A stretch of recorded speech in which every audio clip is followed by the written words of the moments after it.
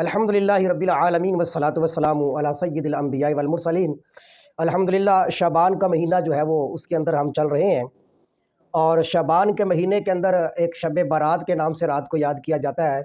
جس کو لیلۃ البرات بھی کہا جاتا ہے، برات والی رات شب برات بھی کہا جاتا ہے، اور ایک اور نام بھی علماء کرام اس کا لیتے ہیں۔ تو اس کی فضیلت اور اس کی اہمیت کے حوالے سے کچھ گزارشات کرنی ہے۔ سب سے پہلی تو یہ بات یاد رکھے کہ شعبان کا مہینہ ایک ایسا مہینہ ہے کہ اللہ کے محبوب علیہ الصلوۃ والسلام رمضان کے علاوہ سب سے زیادہ جس مہینے کے اندر روزہ رکھا کرتے تھے نا، وہ شعبان کا مہینہ ہوتا تھا۔ بلکہ حضرت عائشہ صدیقہ رضی اللہ تعالیٰ عنہ تو ایک روایت میں یہ فرماتی ہیں کہ آپ علیہ الصلوۃ والسلام پورا مہینہ شعبان کے روزہ رکھا کرتے تھے، اور ایک حدیث میں آتا ہے کہ آپ شعبان کے مہینے میں کثرت کے ساتھ روزہ رکھا کرتے تھے۔ تو اس لحاظ سے بھی معلوم ہوا کہ شعبان کے مہینے کے اندر اللہ کے محبوب علیہ الصلوۃ والسلام جب روزہ رکھتے ہیں اور کثرت کے ساتھ روزہ رکھ رہے ہیں، تو پھر 15 شعبان کو روزہ نہ رکھنا یا روزے کا انکار کر دینا یہ سمجھ نہیں آتی۔ حالانکہ ایک حدیث مبارکہ میں جو ابن ماجہ کے اندر حدیث پاک موجود ہے کہ حضرت علی المرتضیٰ رضی اللہ تعالیٰ عنہ فرماتے ہیں کہ آپ علیہ الصلوۃ والسلام نے فرمایا اذا کانت لیلۃ من نصف شعبان رضی اللہ من شعبان، کہ آپ علیہ الصلوۃ والسلام نے ارشاد فرمایا کہ جب یعنی نصف شعبان کی رات ہو تو آپ علیہ الصلوۃ والسلام نے فرمایا کہ پھر رات کو قیام کیا کرو اور اس کا دن کا روزہ رکھا کرو۔ تو رات کو قیام کرنے کا حکم اور دن کو روزہ رکھنے کا حکم ہے، یہ ابن ماجہ کے اندر حدیث پاک موجود ہے۔ بہت سارے لوگ کہتے ہیں جی ابن ماجہ والی روایت جو ہے وہ کمزور ہے، تو ابن ماجہ والی روایت کمزور ہے تو لہٰذا روزہ نہ رکھنے کی ترغیب نہ دی جائے۔ تو ایک تو ان حضرات سے گزارش ہے کہ صرف یہ ایک روایات نہیں بلکہ بہت ساری روایات ہیں، اگرچہ ان کے اندر کمزور درجے والی بھی روایات ہیں، لیکن محدثین کا اس بات پر اتفاق ہے کہ جب کئی کمزور روایتیں آ جائیں نا، بالکل نہ ہو کچھ نہ کچھ کمزوری اور کئی کمزور ضعیف روایتیں آ جائیں نا، تو وہ درجہ حسن کو پہنچ جاتی ہیں۔ تو لہٰذا روزہ رکھنے کے اندر کوئی حرج نہیں ہے، رات کو قیام کریں اور دن کو روزہ رکھ سکتے ہیں۔ اچھا، یہ حدیث مبارکہ اگر ضعیف بھی ہے تو آپ یہ دیکھیں صحیح روایت کے اندر موجود ہے کہ آپ علیہ الصلوۃ والسلام ایام بیز کے روزے رکھا کرتے تھے۔ یعنی ایام بیز کسے کہا جاتا ہے؟ 13ویں، 14ویں اور 15ویں تاریخ کو۔ 13ویں کا بھی حضور ہر مہینے کل شہر ہر مہینے آپ علیہ الصلوۃ والسلام 13ویں کا بھی روزہ رکھتے، 14ویں کا بھی اور 15ویں کا بھی روزہ رکھا کرتے تھے۔ تو اگر شعبان کی اس 15ویں رات کے بارے میں اختلاف بھی ہے، لیکن صحیح روایت سے موجود ہے کہ آپ ہر مہینے کی 15 تاریخ کو آپ روزہ رکھتے تھے، تو اس اعتبار سے بھی 15ویں تاریخ کو آپ روزہ رکھ سکتے ہیں شعبان کی، تو اس میں کوئی حرج کی بات نہیں ہے۔ جہاں تک یہ بات ہے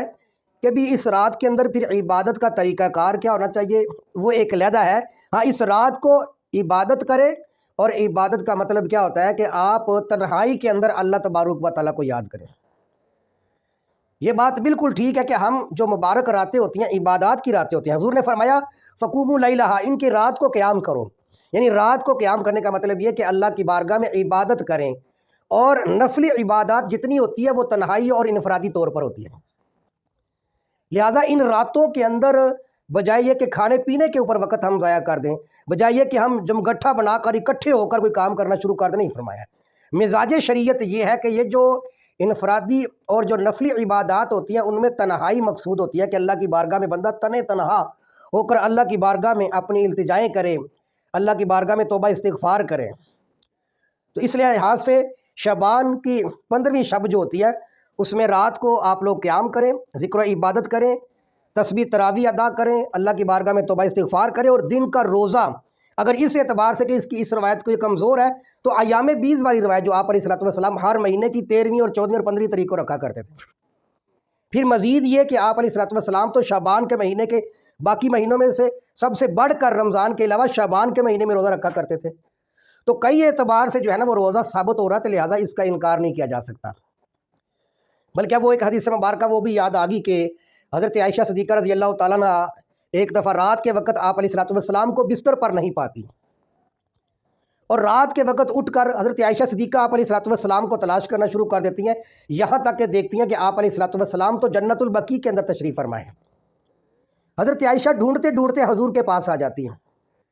تو آپ علیہ الصلوۃ والسلام دیکھ کر فرماتے ہیں کہ عائشہ تمہارا کیا خیال تھا کہ اللہ اور اس کا رسول تم سے خیانت کرے گا؟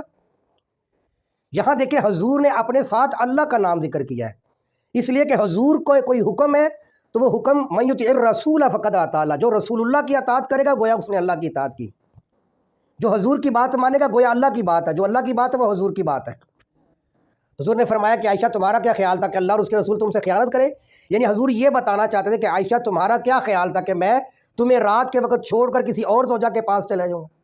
ایسا نہیں ہو سکتا۔ پھر آپ نے فرمایا کہ اے عائشہ آج کی رات شعبان کی جو 15ویں شب ہے نا، اللہ تبارک و تعالیٰ آج کی رات کے اندر اتنے لوگوں کی بخشش فرما دیتے ہیں جتنا کہ قبیلہ بنی کلب کی بھیڑ بکریاں جو ہے نا، ان بھیڑ بکریوں کے اوپر جتنے بال ہیں ان بالوں کے بقدر اللہ تبارک و تعالیٰ اپنے بندوں کی بخشش فرما دیتے ہیں۔ عرب کے اندر ایک بہت بڑا قبیلہ تھا، قبیلہ بنی کلب،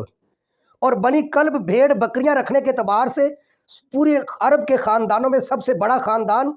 بکریاں رکھنے کے اعتبار سے بہت زیادہ رکھا کرتے تھے۔ تو حضور نے فرمایا ان کی جتنی بھیڑ بکریاں ہوتی ہیں، ان کی بھیڑ بکریوں کے اوپر جتنے بال ہیں ان بھیڑ بکریوں کے بالوں سے بھی زیادہ آج کی رات اللہ تبارک و تعالیٰ بخشش فرما دیتے ہیں۔ تو ایسی مبارک رات ہے، اللہ کی بارگاہ کے اندر جتنا ہو سکے ذکر و عبادت کرنا چاہیے، تنہائی کے اندر کریں، اللہ کی بارگاہ میں آنسوؤں کو بہائیں، تو یہ بڑی مبارک رات ہے۔ لہٰذا اس رات کو کھانے پینوں کے اندر اور جمگٹھے بنا کر گپ شپ لگانے کی بجائے اس رات کو بہترین طریقے سے آپ قیام کریں، عشاء کی نماز جماعت کے ساتھ ادا کریں، قرآن کی تلاوت کریں، درود پاک پڑھیں، ذکر و عبادت کریں، تسبیح تراویح ادا کریں، اور پھر صبح اٹھ کر کچھ وقت سو بھی سکتے ہیں، اور صبح تہجد پڑھیں، اور تہجد کے بعد فجر کی نماز کے ساتھ باجماعت ادا کریں۔ انشاءاللہ اللہ کی بارگاہ سے امید ہے کہ اللہ تعالیٰ پوری رات کی عبادت کرنے کا ثواب عطا فرما دے گا۔